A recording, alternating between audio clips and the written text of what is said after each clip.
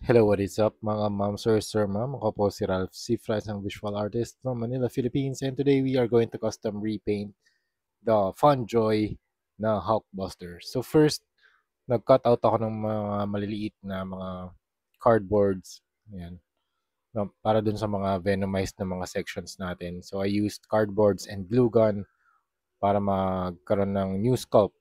Yung arms, yung gauntlets, and yung mga shoulders.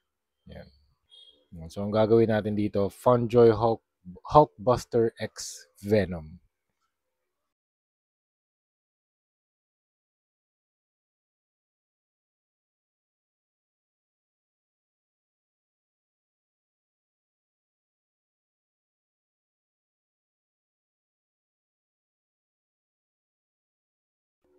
Ayan, pati dito sa shoulder armor niya may mga maliliit na mga spikes.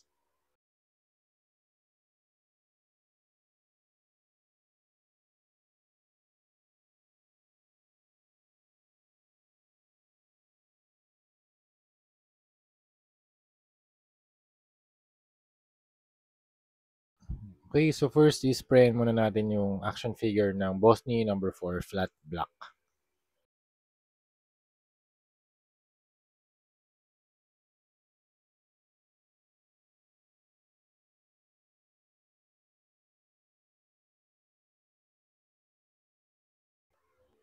Okay, so test fit lang natin yung 1/10 scale na ZD Toys na Venom. So kasya naman siya.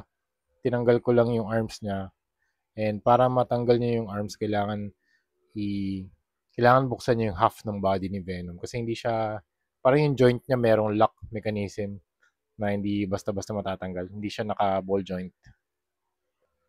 Yan. Pati yung body ni Hulkbuster, nilagyan ko na rin ng mga maliliit na mga lines using glue gun para maging venomized pati yung structure niya, pati yung armor plates. And then after that, we are going to use steel, gunmetal, and platinum para dun sa dry brushing technique natin. So magkakaroon siya ng additional layer of highlights. May emphasize din yung scalp details. Yan. And magkakaroon din ng extra layer of weathering.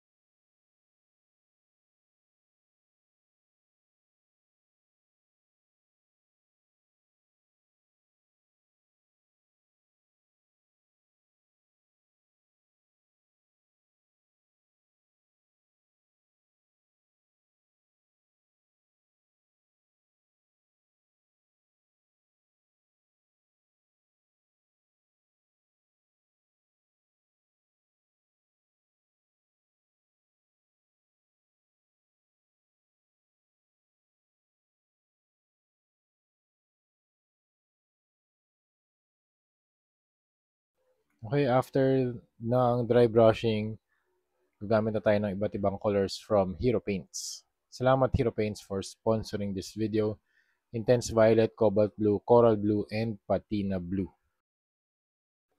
So yun yung arrangement or yung order of colors na gagamitin natin dun sa armor para ma-create yung desired blue effect natin.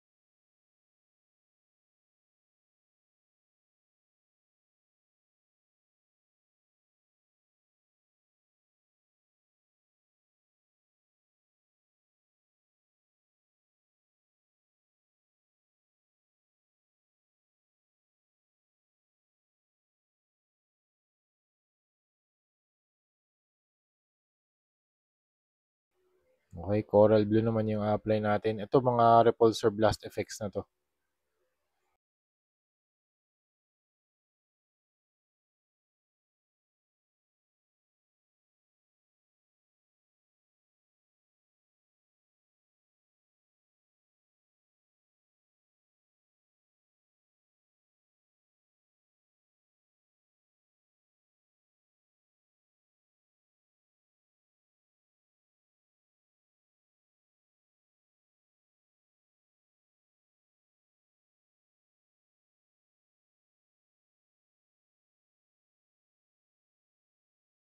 Okay, so dito naman lighter color na yung ina-apply ko. Mas may emphasize na yung mga scalp details na ginawa natin.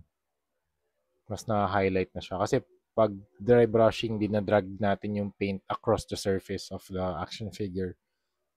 So, nakakatch lahat ng mga nakaangat na parts yung paint.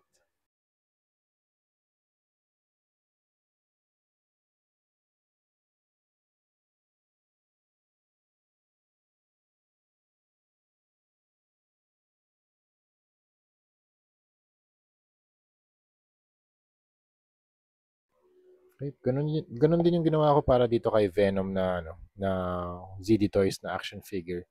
So nilagyan lang natin din ng white na paint, parang ni-reinforce lang natin yung logo niya.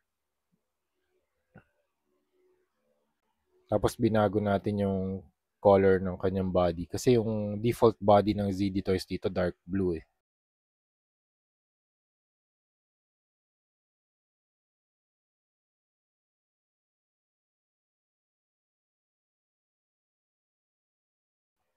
And then we added acid slime for toxin effect.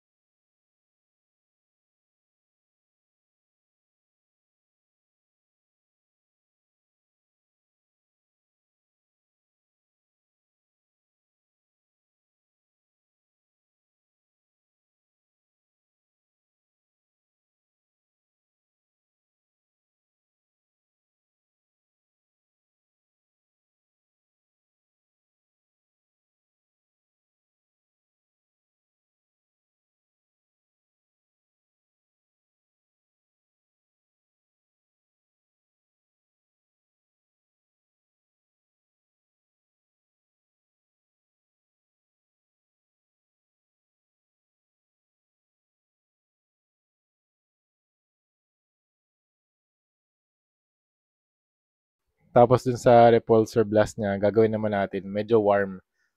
So orange, yellow, and white.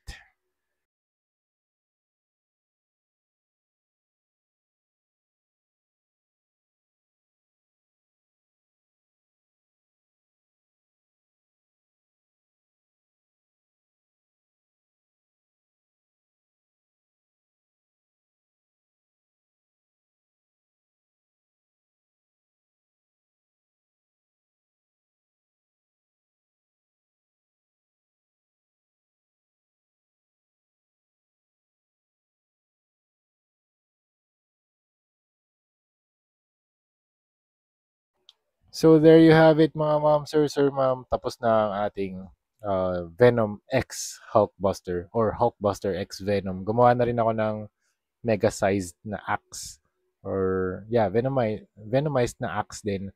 Super, super haba ng axe na yan kasi mas malaki pa sa ZD Toys. Ay, mas malaki pa sa Funjoy na Hulkbuster.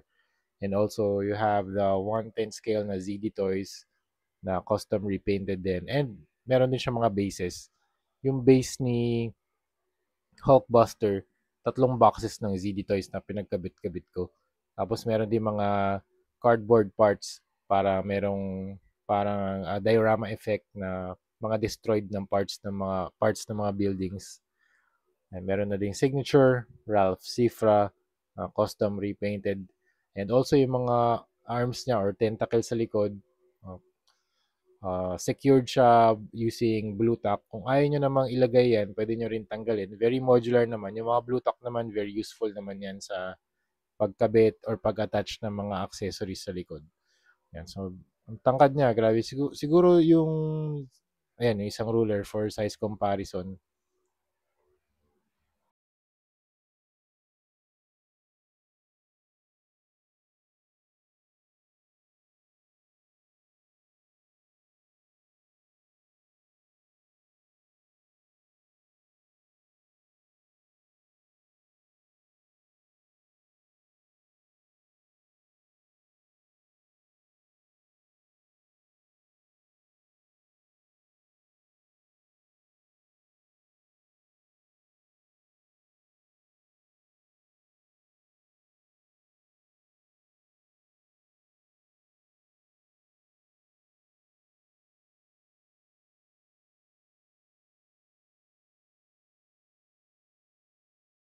Tapos yung ibang paints pala dito, glow in the dark din. Ay, di siya glow in the dark, pero fluorescent.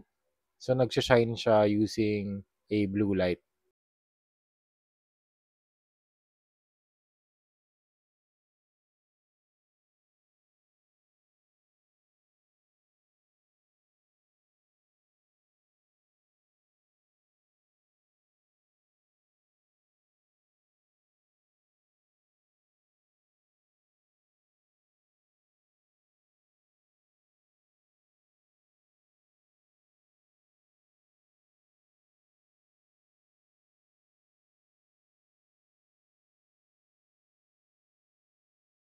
Yan. So, ito yung appearance ng likod.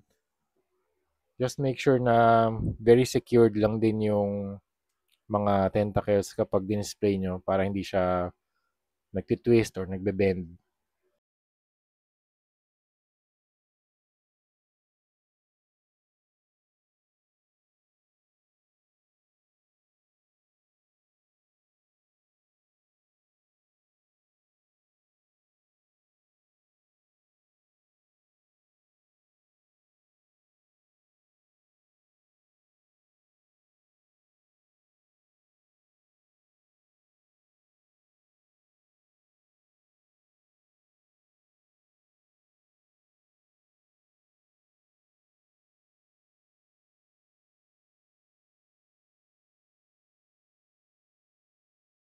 Alright, so yun lang mga ma'am, sir, ma'am. Thank you very much for watching and see you sa next video. Bye-bye!